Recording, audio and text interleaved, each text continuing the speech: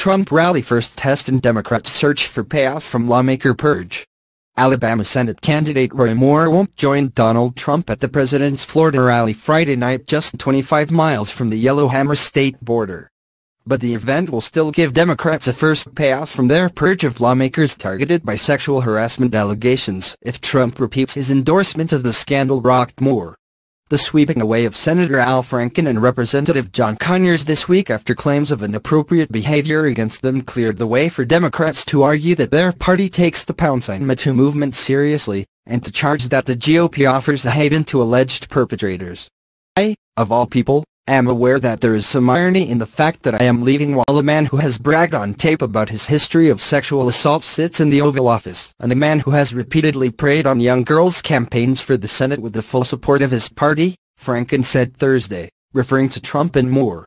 The Democrats' strategy will go into overdrive if Moore creates a massive political headache for GOP leaders in Washington by winning the special election on Tuesday, but Trump's rally gives it an early test run. Trump will hold one of his boisterous, colorful and unpredictable rallies in Pensacola, the waterfront city in the Florida Panhandle that shares a media market with Mobile, Alabama.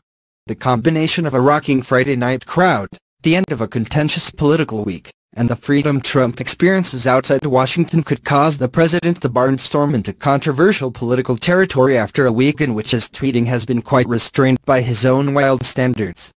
Pensacola offers Trump a veneer of deniability that he is campaigning directly for the controversial Moore, but also allows him to reach out directly to his grassroots voters in Alabama, in a bid to swell turnout in Tuesday's election.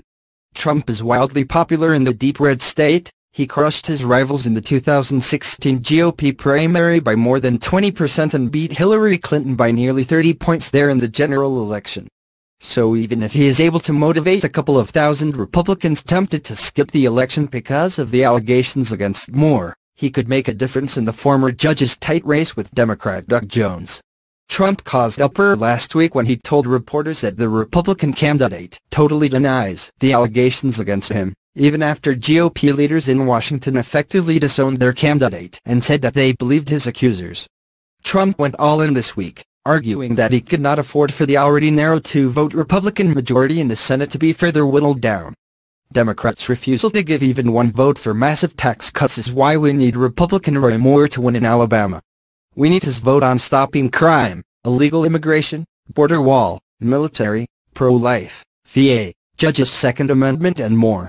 No to Jones, a Pelosi/Schumer puppet. Trump tweeted on Monday. Putting Pelosi/Schumer liberal puppet Jones into office in Alabama would hurt our great Republican agenda of low on taxes, tough on crime, strong on military and borders. Ampersand so much more. Moore has been accused of initiating sexual contact with a 14-year-old girl, sexually assaulting a 16-year-old and pursuing relationships with teenage girls, all while he was in his 30s. He has denied the claims. The White House has responded to criticism of Trump's effective endorsement of Moore by saying that the president remains concerned about the allegations. On Thursday, White House Press Secretary Sarah Sanders said, "We think that the allegations are troubling and that ultimately this is something that the people of Alabama should decide."